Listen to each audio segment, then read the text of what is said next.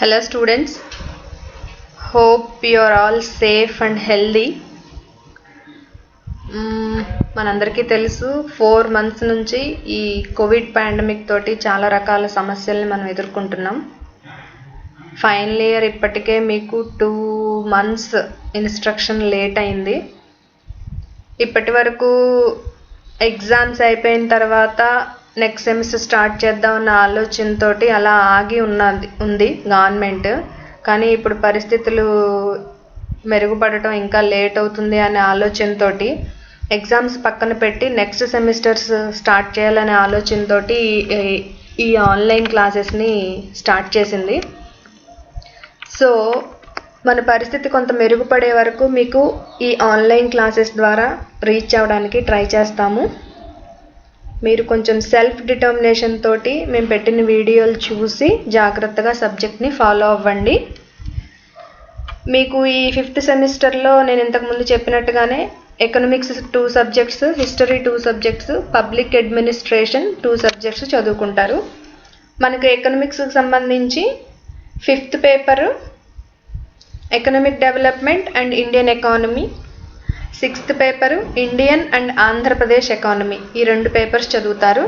ఇప్పుడు 5th పేపర్కి సంబంధించిన ఇంట్రడక్టరీ పార్ట్ మనం చూద్దాం. మీకు 5th సెమిస్టర్లో 5th paper economic development and Indian economy, ఆర్థిక అభివృద్ధి మరియు భారతదేశ ఆర్థిక వ్యవస్థ అనే పేరుతోటి పేపర్ ఉంటుంది. యాజ్ యూజువల్ మీకు ఈ పేపర్లో 5 మాడ్యూల్స్ ఉన్నాయి.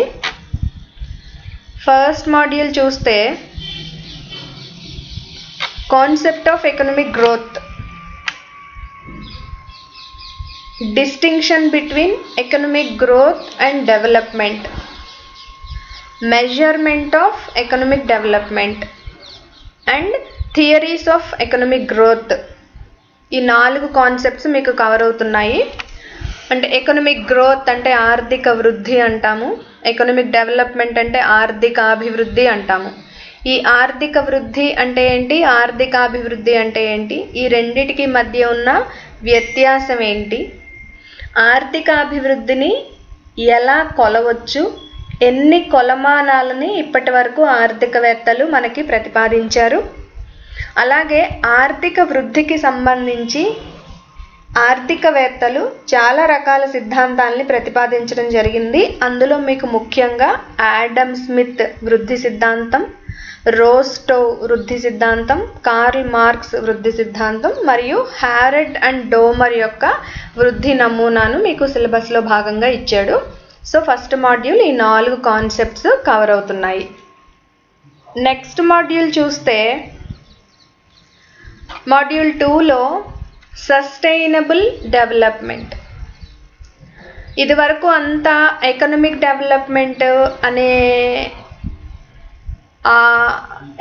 డెవలప్మెంట్ అనే పేరుతోనే మనం అభివృద్ధిని గురించి మాట్లాడేవాళ్ళం. ఇప్పుడు ఇంకొంచెం బ్రాడ్గా అభివృద్ధి అంటే కేవలం ఆర్థిక పరంగానే చూడకూడదు, ఆర్థిక పరంగాను సామాజిక పరంగాను ఈవెన్ పర్యావరణ పరంగా కూడా అభివృద్ధి ఉండాలి అనే ఆలోచనతోటి ఆర్థికపరమైన అంశాలని, సామాజిక పరమైన అంశాలని, పర్యావరణ అంశాలని కలుపుతూ సస్టైనబుల్ డెవలప్మెంట్ అనే పేరుతో ఒక కాన్సెప్ట్ని మన ముందుకు తీసుకొచ్చారు. అందుకని ఈ సస్టైనబుల్ డెవలప్మెంట్ అనే కాన్సెప్ట్ని మనం అర్థం చేసుకోవాలి, దాన్ని అమలు చేసేలాగా మన ప్రయత్నం ఉండాలి. సో ఈ సస్టైనబుల్ డెవలప్మెంట్ మీకు ఒక టాపిక్గా పెట్టారు. Next balanced and unbalanced growth. Balanced growth అంటే సంతులిత వృద్ధి అంటాం, అన్బ్యాలెన్స్డ్ గ్రోత్ అంటే అసంతులిత వృద్ధి అంటాం. ఈ 2 సిద్ధాంతాలు మీకు ఉన్నాయి. బ్యాలెన్స్డ్ గ్రోత్ ఏమో రాగ్నర్ నర్క్స్ చెప్పారు, అన్బ్యాలెన్స్డ్ గ్రోత్ ఏమో హర్షమన్ అనే ఆర్థికవేత్త చెప్పారు. మీకు ఈ 2 సిద్ధాంతాలు మీకు సెకండ్ మాడ్యూల్లో ఉన్నాయి. Next choice of techniques. ఈ చాయిస్ ఆఫ్ టెక్నిక్స్ దేనికి సంబంధించింది అంటే ఉత్పత్తి పద్ధతికి సంబంధించింది. మీరు ఇంటర్మీడియట్ నుంచి చదువుకుంటూ వస్తున్నారు. వస్తు సేవల ఉత్పత్తిలో మనం 2 రకాల పద్ధతుల్ని ఎంప్లాయ్ చేయొచ్చు. ఒకటి లేబర్ ఇంటెన్సివ్, రెండవది క్యాపిటల్ ఇంటెన్సివ్. లేబర్ ఇంటెన్సివ్ అంటే శ్రమ సాంద్రిత పద్ధతి అంటాము. క్యాపిటల్ ఇంటెన్సివ్ అంటే మూలధన సాంద్రిత పద్ధతి అంటాము. ఓకే, ఇప్పుడు లేబర్ ఇంటెన్సివ్ అంటే ఉత్పత్తిలో మానవ శ్రమని ఎక్కువగా ఉపయోగించి ఉత్పత్తి చేసే పద్ధతి లేబర్ ఇంటెన్సివ్ మెథడ్. అలాగే క్యాపిటల్ ఇంటెన్సివ్ అంటే యాంత్రిక శ్రమని ఎక్కువగా ఉపయోగించి ఉత్పత్తి చేసే పద్ధతి క్యాపిటల్ ఇంటెన్సివ్. అలా మీకు సెకండ్ మాడ్యూల్లో sustainable development, balanced and unbalanced growth and choice of techniques, ఈ 3 టాపిక్స్ సెకండ్ మాడ్యూల్లో మీకు కవర్ అవుతున్నాయి. నెక్స్ట్ థర్డ్ మాడ్యూల్ చూస్తే basic features of the Indian economy. మన భారతదేశ ఆర్థిక వ్యవస్థ యొక్క మౌలిక లక్షణాలు ఏంటి, అలాగే భారతదేశ ఆర్థిక వ్యవస్థలో సహజ వనరుల యొక్క స్టేటస్ ఏంటి. సహజ వనరుల యొక్క స్టేటస్, మీరు భూమి అనండి, నీరు అనండి, ఖనిజ వనరులు అనండి, ఇలా సహజ వనరులకి సంబంధించిన స్థితి ఎలా ఉంది. అలాగే సహజ వనరుల తర్వాత మానవ వనరులు. ఈ మానవ వనరులు అనేసరికి డెమోగ్రాఫిక్ ఫీచర్స్ అంటాం. జనాభా లక్షణాలు, భారతదేశ జనాభాకి సంబంధించి లక్షణాలు ఎలా ఉన్నాయి అంటే ఎంత జనాభా ఉంది, స్త్రీ పురుష నిష్పత్తి ఎంత ఉంది, వయస్సు వారి జనాభా విభజన ఎలా ఉంది, శిశు మరణాల రేటు ఎలా ఉంది, జన సాంద్రత ఎలా ఉంది. ఇట్లా ఇంపార్టెంట్ డెమోగ్రాఫిక్ ఫీచర్స్ అన్నీ ఇందులో మనం చదువుకుంటాం. అలాగే కాన్సెప్ట్ ఆఫ్ పాపులేషన్ డివిడెండ్. ఈ పాపులేషన్ డివిడెండ్ అనే మాట మీకు ఈ మధ్యన చాలా తరచుగా వినిపిస్తుంది. పాలసీ మేకర్స్ దగ్గర నుంచి క్లాస్లో లెక్చరర్ వరకు అందరూ ఏదో ఒక సమయంలో మీకు ఈ పాపులేషన్ డివిడెండ్ని గుర్తు చేస్తూనే ఉన్నారు. ఏంటి ఈ పాపులేషన్ డివిడెండ్ అంటే, మనం ఇప్పటిదాకా ఆర్థిక సమస్యలకి ప్రధాన కారణాల్లో అధిక జనాభాని ఒక కారణంగా చెప్పుకుంటూ వస్తున్నాం. అయితే 2011 సెన్సస్ నుంచి మన జనాభాను గమనిస్తే జనాభా ఎలా ఉంది అంటే, జనాభా ఎక్కువగా ఉన్నప్పటికీ ఆ జనాభాలో ఉత్పాదక వయస్సు కలిగిన జనాభా అంటే పని చేయగలిగిన వయసున్న జనాభా ఎక్కువ శాతం ఉన్నారు, ఆల్మోస్ట్ 70%. ఓకే, మన జనాభాలో ఇంచుమించు 70% మంది పని చేయగలిగే వయసున్న వాళ్ళు ఉన్నారు. 30% మందే ఆధారపడిన జనాభా ఉంది. సో జనాభా ఎక్కువ ఉన్నా సరే ఉత్పాదక వయసులో ఉన్న వాళ్ళు ఎక్కువగా ఉన్నారు కాబట్టి వీరందరికీ అవసరమైన స్కిల్స్ని ఇవ్వటం ద్వారా, స్కిల్స్ అంటే మీరు పని చేయగలిగే నైపుణ్యం, విద్య అనండి, ఆరోగ్యం అనండి, అలాగే పని చేయటానికి కావలసిన నైపుణ్యం, ఇవన్నీ సరిగా అందించినట్లయితే ఈ జనాభాని మనం ఆర్థిక వ్యవస్థకి చాలా పాజిటివ్గా ఉపయోగించుకోవడానికి అవకాశం ఉంటుంది అనేది ఆర్థికవేత్తలందరూ చెప్తున్నారు. సో జనాభాకి సంబంధించి ఒక పాజిటివ్ ఫీచర్ అన్నమాట. దాన్నే మనం పాపులేషన్ డివిడెండ్గా చెప్పుకుంటున్నాం.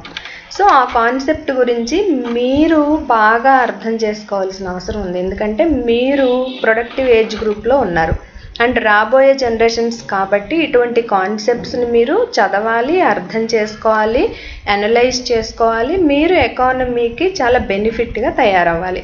ఆ ఉద్దేశంతోనే మీకు ఈ కాన్సెప్ట్ని పాఠ్యాంశంలో భాగంగా పెట్టారు.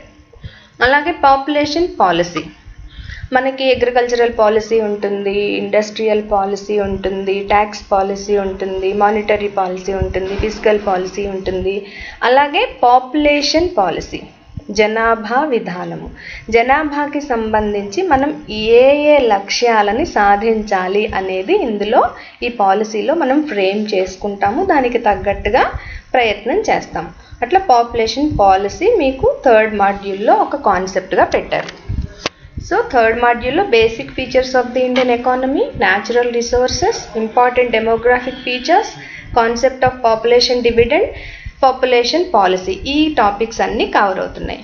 అలాగే నెక్స్ట్ మాడ్యూల్కి వెళ్తే national income in India trends and composition. మనం నేషనల్ ఇన్కమ్ గురించి సెకండ్ సెమిస్టర్లో చాలా ఎలాబొరేటివ్గా చదువుకున్నాం. నేషనల్ ఇన్కమ్ అంటే ఏంటి, అందులో భాగాలు ఏంటి, నేషనల్ ఇన్కమ్ని ఎలా కొలుస్తాము, కాన్సెప్ట్స్ ఆఫ్ నేషనల్ ఇన్కమ్ అంటే వివిధ రకాల జాతీయ ఆదాయ భావనలు అన్నీ చాలా ఎలాబొరేటివ్గా చదువుకున్నాం మనం. ఇప్పుడు మీకు సిలబస్లో ఏమి ఇచ్చాడంటే మన భారతదేశానికి సంబంధించి నేషనల్ ఇన్కమ్ యొక్క ట్రెండ్ ఎలా ఉంది. ఆల్మోస్ట్ స్వాతంత్ర్యం వచ్చిన దగ్గర నుంచి మనం గమనించినట్లయితే ఆ ట్రెండ్ పెరుగుదల కానీ తగ్గుదల కానీ ఆ ట్రెండ్ ఎలా ఉంది. అలాగే కాంపోజిషన్ అనేసరికి జాతీయ ఆదాయంలో వివిధ రంగాల యొక్క వాటాలు ఎలా ఉన్నాయి. వివిధ రంగాలు అనగానే మనకి గుర్తొచ్చేది వ్యవసాయ రంగము, పారిశ్రామిక రంగము, సేవా రంగము. ఈ 3 రంగాల యొక్క కాంపోజిషన్ ఎలా ఉంది, ఏ రంగం యొక్క కాంపోజిషన్ పెరుగుతుంది, ఏ రంగం యొక్క కాంపోజిషన్ తగ్గుతుంది. కాంపోజిషన్ అని కాదు, ఏ రంగం యొక్క కాంట్రిబ్యూషన్ పెరుగుతుంది, ఏ రంగం యొక్క కాంట్రిబ్యూషన్ తగ్గుతుంది అనేది మనం ఇక్కడ తెలుసుకుంటాము. అలాగే పోవర్టీ, ఇన్ఈక్వాలిటీ, అన్ఎంప్లాయ్మెంట్ ఈ 3 ఆర్థిక పరంగా చాలా ప్రధానమైన సమస్యలుగా మనం చెప్పుకుంటూ వస్తున్నాం.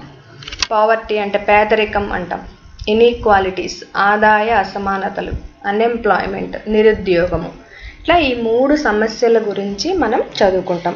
అలాగే ఈ 3 సమస్యలని నివారించడానికి ప్రభుత్వం ఎటువంటి పథకాలని అమలు చేస్తుంది, ఆ పథకాల యొక్క పనితీరు ఎలా ఉంది, ఆ పథకాల నుంచి మనం అనుకున్న ప్రతిఫలాలని సాధించామా లేదా అనేది మనం ఇందులో చదువుకుంటాం. అలాగే MGNREGS మీరందరూ వినే ఉంటారు. MGNREGS మీ అన్ని ఊర్ల్లోనూ ఈ పథకం అమలు చేయబడుతూ ఉంది. ఇంచుమించు మీ ఫ్యామిలీలో ఎవరో ఒకళ్ళు ఈ పథకంలో రిజిస్టర్ అయ్యే ఉండి ఉంటారు. పనికి ఆహార పథకం అని పిలుస్తూ ఉంటారు మీరు. Okay, Mahatma Gandhi national rural employment guarantee scheme ఈ పథకం 2006 నుంచి మన గవర్నమెంట్ అమలు చేస్తుంది. ఇంతకుముందు పేదరిక నిరుద్యోగ నిర్మూలన పథకాలు చాలా ఉన్నప్పటికీ ఈ పథకానికి వచ్చినంత పేరు ఇంకా మిగతా వాటికి రాలేదనే చెప్పాలి. చాలా ఫ్లాగ్షిప్ ప్రోగ్రామ్ కింద ఈ పథకాన్ని ప్రపంచం మొత్తం వర్ణిస్తుంది. సో ఈ పథకాన్ని గురించి, ఈ పథకం యొక్క పనితీరు, ఈ పథకం యొక్క లక్ష్యాలు ఏంటి, అన్నిటినీ అమలు తీరేంటి అన్నిటినీ మనం చదువుకుంటాం. సో మాడ్యూల్ 4లో జాతీయ ఆదాయం ఎలా ఉంది, ట్రెండ్ ఎలా ఉంది, కాంపోజిషన్ ఎలా ఉంది, పేదరికము, ఆదాయ అసమానతలు, నిరుద్యోగము, ఈ సమస్యలను నివారించడానికి ప్రభుత్వం అమలు చేస్తున్న పథకాలు, ఆ పథకాల్లో MGNREGS పథకం గురించి చాలా కూలంకషంగా ఇందులో చదువుకుంటాం. మాడ్యూల్ 5 చూస్తే ఎకనమిక్ రిఫార్మ్స్. మీకు సిలబస్లో భాగంగా లేకపోయినా ఇంతకుముందు మనం చాలాసార్లు వీటి గురించి మాట్లాడుకున్నాం. మనకి ఇండియన్ ఎకానమీకి సంబంధించి గ్రేట్ డివైడింగ్ ఇయర్ 1991ని చెప్పుకుంటాం మనం. మామూలుగా జనాభాకి సంబంధించి గ్రేట్ డివైడింగ్ ఇయర్ ఉంది 1921. ఎకానమీకి సంబంధించి గ్రేట్ డివైడింగ్ ఇయర్ 1991. ఎందుకని 1991ని డివైడింగ్ ఇయర్ అంటారు? డివైడింగ్ ఇయర్ అంటే తెలుగులో విభాజక సంవత్సరం అంటాం. అంటే ఆ సంవత్సరానికి ముందు పరిస్థితి ఒకలా ఉంటుంది, ఆ సంవత్సరానికి తర్వాత పరిస్థితి పూర్తిగా భిన్నంగా ఉంటుంది. అటువంటి భిన్నంగా ఉన్న టైంనే మనం విభాజకంగా పిలుస్తాం. అట్లా ఇండియన్ ఎకానమీలో 1991 గొప్ప విభాజక సంవత్సరం అనే చెప్పాలి. ఏంటి ఎందుకని అంటున్నామంటే 1991కి ముందు పూర్తిగా గవర్నమెంట్ యొక్క కంట్రోల్ ఉండేది ఎకనామిక్ యాక్టివిటీ మీద. 1991 నుంచి ఏం చేసామంటే నెమ్మదిగా గవర్నమెంట్ యొక్క డామినేషన్ని తగ్గిస్తూ, మీరు దేశంలోనే ప్రైవేట్ వ్యక్తులు అనండి, విదేశాలు అనండి, వీటిలన్నిటికీ మన ఎకానమీలో యాక్టివిటీలు నిర్వహించుకోవటానికి మనం కొంత ఫ్రీడమ్ని ఇస్తూ వస్తున్నాం. వాటినే ఎకనమిక్ రిఫార్మ్స్గా పిలుస్తాం. న్యూ ఎకనమిక్ పాలసీ అంటాము. అలాగే LPG పాలసీ అని కూడా అంటాం. LPG పాలసీ, L అంటే లిబరలైజేషన్, P అంటే ప్రైవేటైజేషన్, G అంటే గ్లోబలైజేషన్. సరళీకరణ, ప్రైవేటీకరణ మరియు ప్రపంచీకరణ. ఈ 3 విధానాల గురించి చదువుకుంటాము. ఈ మూడిటి యొక్క ప్రభావం మన ఆర్థిక వ్యవస్థ మీద ఏ విధంగా ఉంది అనేది కూడా మనం డిస్కస్ చేస్తాం. ఓకే, అలాగే last topic concept of inclusive growth. మీరు మన ప్రణాళికల్ని గమనిస్తే ఇంచుమించు 11th ప్లాన్ నుంచి ఎకనామిక్ గ్రోత్ అని అనకుండా మనం ఇన్క్లూజివ్ గ్రోత్ అంటున్నాం. ఏంటి ఇన్క్లూజివ్ గ్రోత్ అంటే? తెలుగులో సమ్మిళిత వృద్ధి. ఏంటి అంటే ఈ సమ్మిళిత వృద్ధి అంటే మనం ఇయర్ బై ఇయర్ గ్రోత్ సాధిస్తున్నప్పటికీ చాలామంది ఈ అభివృద్ధికి దూరంగా ఉంటున్నారు. మార్జినలైజ్డ్ సెక్షన్స్ అంటాం ఇంగ్లీష్లో. మార్జినలైజ్డ్ సెక్షన్స్, అది క్యాస్ట్ పరంగా అవ్వచ్చు, ప్రాంతీయ పరంగా అవ్వచ్చు, లింగ పరంగా అవ్వచ్చు, ఆర్థిక పరంగా అవ్వచ్చు. ఏదో ఒక రూపంలో కొంతమంది అభివృద్ధికి దూరంగా ఉంటున్నారు. అంటే అభివృద్ధి యొక్క ప్రతిఫలాలని అందరూ అనుభవించటం లేదు. అందుకని గవర్నమెంట్ ఏమంటుందంటే గ్రోత్ ఉండాలి, గ్రోత్ యొక్క ప్రతిఫలాలు అందరికీ అందేలాగా ఉండాలి. అలా అందరికీ అందేలా ఉన్న గ్రోత్నే మనం ఇన్క్లూజివ్ గ్రోత్ అంటాం. అంటే అభివృద్ధిలో అందరూ భాగస్వాములుగా ఉండాలి, అభివృద్ధి యొక్క ప్రతిఫలాలను అందరూ అనుభవించగలిగి ఉండాలి. దాన్నే ఆ కాన్సెప్ట్నే ఇన్క్లూజివ్ గ్రోత్ అంటాం, సమ్మిళిత వృద్ధి. ఇలా మాడ్యూల్ 5లో ఎకనామిక్ రిఫార్మ్స్ గురించి చదువుకుంటారు, ఇన్క్లూజివ్ గ్రోత్ గురించి చదువుకుంటారు. సో టోటల్గా మనం సిలబస్ అంతటిని మనం అబ్జర్వ్ చేస్తే ఈ సిలబస్ అంతా మీకు వృద్ధి, అభివృద్ధి అనే కాన్సెప్ట్స్ మీద డిపెండ్ అయి ఉంటుంది. మీరు ఈ 5 మాడ్యూల్స్లో చూసిన అన్ని టాపిక్స్ ఈ గ్రోత్ అండ్ డెవలప్మెంట్కి రిలేటెడ్గానే ఉంటాయి. ఓకేనా? సో పేపర్ నేమ్ అందుకని economic development and Indian economy అని పెట్టారు. సో ఈ 5 మాడ్యూల్స్లో ఈ టాపిక్స్ అన్నీ మీరు పేపర్ 5లో భాగంగా చదువుకుంటారు. ఇక్కడ రిఫరెన్స్ బుక్స్ ఇచ్చారు, యూనివర్సిటీ వాళ్ళే ఇచ్చారు.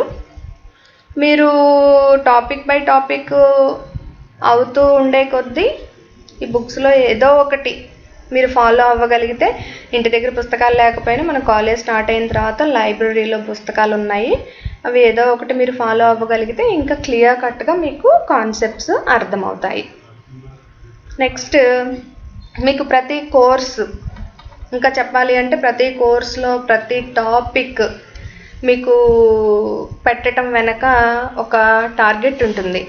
ఒక టాపిక్ మీకు సిలబస్లో భాగంగా పెట్టారు అంటే ఆ టాపిక్ని మీరు ఎందుకు నేర్చుకోవాలి, నేర్చుకోవటం వల్ల ఏం ఉపయోగం ఉంటుంది, మీకు ఎటువంటి కాంపిటెన్సీస్ డెవలప్ అవుతాయి అనే దాని మీద ఒక అభిప్రాయం ఉంటుంది. ఏంటి అంటే ఇక్కడ చూడండి, ఈ course 5th paper economic development and Indian economy అనే పేపర్ మీరు ఈ కాన్సెప్ట్స్ అన్ని చదువుకున్న తర్వాత at the end of the course you can remember and states the various concepts and definitions and indicators relating to economic growth and development in a systematic way. You can explain the distinction between growth and development with examples. You can explain the characteristics of developed and developing economies, factors contributing to development, and choice of techniques. You can explain the nature of major problems in the Indian economy. You can explain the new economic policy. And moreover, you can critically examine the evaluation in the measurement of economic development and government schemes related to poverty, unemployment and income inequalities. ఇలా మీకు various skills develop అవుతాయి. కొన్ని మీరు అర్థం చేసుకోగలుగుతారు, కొన్ని మీరు ఎదుటి వాళ్ళకి ఎక్స్ప్లెయిన్ చేయగలుగుతారు, కొన్నిటిని మీరు విశ్లేషించగలుగుతారు. విశ్లేషించటం ద్వారా దాని స్టేటస్ తెలుస్తుంది, అది ఎలా ఉంటే ఇంకా మంచి ప్రతిఫలాలను ఇస్తుందో కూడా మీరు ఆలోచించగలుగుతారు, ఆలోచించి చెప్పగలుగుతారు. సో ఈ కోర్స్ నేర్చుకోవటం ద్వారా మీకు వచ్చే లెర్నింగ్ అవుట్కమ్స్ ఇవన్నమాట. కొన్ని గుర్తుపెట్టుకుంటారు, కొన్ని చెప్పగలుగుతారు, కొన్ని విశ్లేషించగలుగుతారు. ఇట్లా ఈ కోర్సులో ఉన్న అన్ని కాన్సెప్ట్స్ని మీరు జాగ్రత్తగా అబ్జర్వ్ చేయటం, డిస్కస్ చేయటం, ఫర్దర్గా పుస్తకాలను రిఫర్ చేసి క్లారిటీ తెచ్చుకోవటం ద్వారా మంచిగా ఉపయోగం ఉంటుంది. మీ కాంపిటేటివ్ ఎగ్జామ్స్కి కూడా ఈ కాన్సెప్ట్స్ అన్నీ చాలా యూస్ఫుల్గా ఉంటాయి. కాంపిటేటివ్ ఎగ్జామ్స్లో ఈవెన్ గ్రూప్ 1 సివిల్స్లో కూడా మీకు డిస్క్రిప్టివ్ ఎకనామిక్స్లో కూడా ఇవన్నీ కవర్ అవుతాయి. ఏవి? ఈ sustainable development, inclusive growth, mostly economic reforms, ఈ లిబరలైజేషన్, ప్రైవేటైజేషన్, గ్లోబలైజేషన్ మీద ఒక టాపిక్, ఒక క్వశ్చన్ రాకుండా ఏ ఎగ్జాము ఉండదన్నమాట. అంత ఇంపార్టెంట్ కాన్సెప్ట్స్ అవి. అండ్ అవన్నీ న్యూ ఎకనామిక్ పాలసీ స్టార్ట్ చేసి ఆల్మోస్ట్ 25 years అయిపోయింది. ఇప్పుడు అందరూ దాన్ని రివ్యూ చేస్తున్నారు. దాని యొక్క ఇంపాక్ట్ మన ఎకానమీ మీద ఎలా ఉంది, ఏ ఏ రంగాల్లో పాజిటివ్గా ఉంది, ఏ ఏ రంగాల్లో నెగిటివ్గా ఉంది, ఈ నెగిటివ్గా ఉన్న వాటిని పాజిటివ్గా మార్చుకోవాలంటే ఇంకా మనం పాలసీలు ఎటువంటి మార్పుల్ని తెచ్చుకోవాలి, ఇటువంటి అన్ని రివ్యూ చేస్తున్నారు.